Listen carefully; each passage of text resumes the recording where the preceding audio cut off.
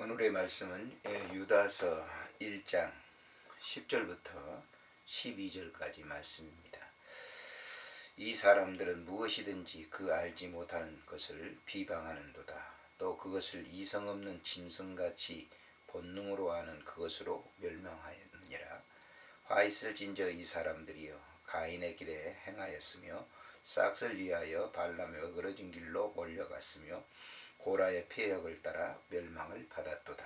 12절 그들은 기탄 없이 너희와 함께 먹으니 너희의 애찬의 암초요 자기 몸만 기르는 목자요 바람에 불려가는 물 없는 구름이요 죽고 또 죽어 뿌리까지 뽑힌 열매 없는 가을 나무요.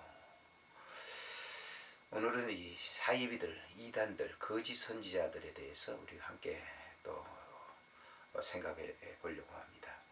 사실 초대 교회가 이제 교회가 세워지면서 전 지역에 예루살렘으로부터 시작해서 소아시아, 마게도니아, 이 로마까지 전체적으로 교회가 이제 세워지면서 그 교회 내의 지도자들이 이제 문제가 있는 지도자들이 교회 내부로 침투하게 됩니다.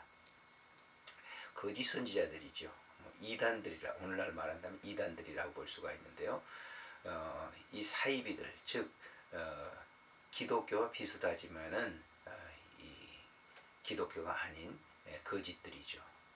사악한 그런 그 무리들이 그 교회의 본질을 흐려놓는 그런 그 거짓 선지자들이 교회 내에 침투했습니다. 그래서 이 유다는 당시에 흩어져 있는 모든 교회들을 대상으로 해서 이 편지를 쓰게 됩니다. 그래서 이 유다서에 보면 주로 당시 초대 교회에 흩어져 있는 그 교회들 내부에서 일어나는 그 사이비들, 이단들에 대한 경계심을 이렇게 촉구하고 있는 것이죠.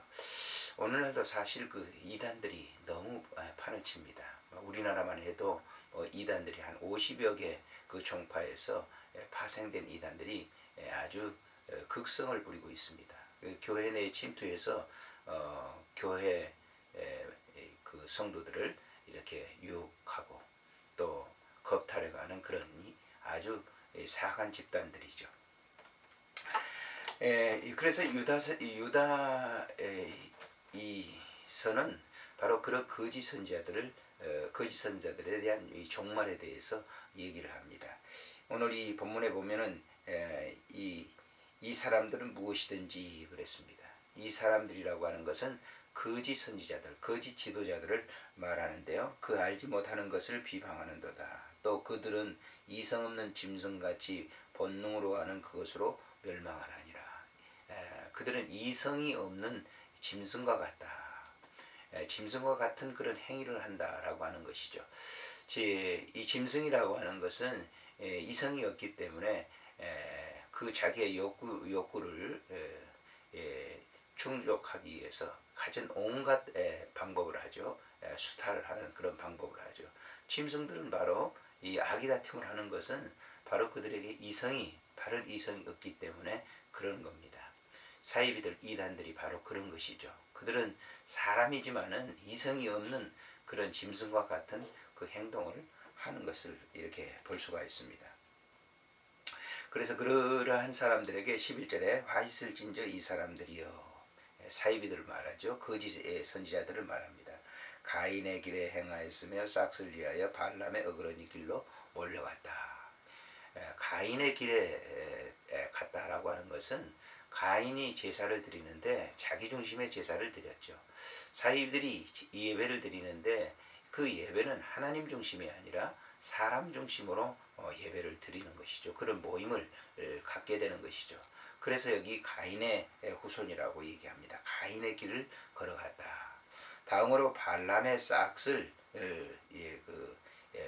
불의의 싹을 위해서 일했던 이 발람에 대해서 얘기를 합니다. 구약에 이스라엘 백성들이 가나안 땅을 향해 갔을 때 거의 이제 가나안 땅 지역에 도달할 즈음에 이스라엘 백성들이 통과해야 되는 에돔 지역을 통과하는 데 있어서 발락이 발람을 갖다가 그 유혹에 내죠. 그래서 발람은 거짓으로 이제 예언을 하게 하고 결국은 그 하나님의 백성들에게 해를 주게 되는 그런 일을 했던 일입니다. 그것이 바로 불의의 싹을 위해서 했던 것이죠. 오늘날도 이제 거짓 선지자들이 복음을 전하는 것은 진정한 복음이 아니라 자기들의 배를 채우기 위해서. 그래서 사이비들이라든지 거짓 이렇게 이단들을 이렇게 보면은 한 큰 기업주가 되어 있는 것을 볼 수가 있는 거죠. 과거에도 그랬고 지금도 그렇습니다만 통일교 같은 데가 그렇고 박태선이 그렇고 오늘날 이런 여러 가지 그 거짓 이단들의 그 배후에 보면은 많은 재산을 축적하는 이욕을 꿈꾸는 그런 그래서 이들을 예수님께서도 싹군 목자라 이렇게 자기 싹을 위해서 양들을 이렇게 겁탈해가는 그런 아주 나쁜 그런 거예요. 그래서 결국은 이제 고라의 폐역이 고라의 잔당들이 폐역함을 말하는데 바로 고라의 잔당들이 모세를 대적하다가 결국 땅이 갈라져서 그들이 다 그 추종자들이 죽는 것처럼 그런 그 멸망의 길을 갈 수밖에 없다라고 얘기를 하는 겁니다. 12절에 보면은 그들은 기탄 없이 너희와 함께 먹으니 그랬습니다. 그들은 성찬도 참여하고 필요한 것 일이 있다고 하면 그 흉내를 내는 거죠. 오늘날 이 이단들을 보게 되면 그들도 다 교회라고 이렇게 얘기합니다. 하나님도 찾고 예수님도 찾고 그들이 말하는 이 용어는 우리 기독교 용어와 다 거의 비슷합니다. 그래서 너희와 함께 먹으니라고 했어요. 같은 그런 그 색을 띠고 있는 것 같지만은 사실은 가짜죠. 너희의 애찬의 암초요 자기 몸만 기르는 목자요 바람에 불려가는 물 없는 구름이요 죽고 또 주고 뿌리까지 뽑힌 열매 없는 가을 나무다. 그들은 입이 무성한 것처럼 비슷하게 기독교인 것처럼 보이지만은 결국은 그들은 열매가 없는 그런 무성한 나무와 같다라고 하는 것입니다.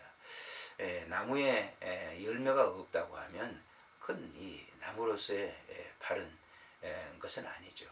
기독교인들이 열매가 있다고 하는 것은 뭡니까? 그리스도의 아름다운 성품을 이렇게 담고 그 성품의 열매를 드러내는 것이죠.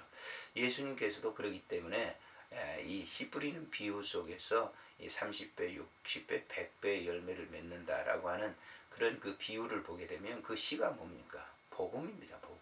예수 그리스도의 그 아름다운 성품의 열매를 맺는 것이죠. 우리가 이 예수님께서도 한 비유를 들고 있지 않습니까? 누가복음에서 가라지와 알곡의 비유를 들고 있습니다.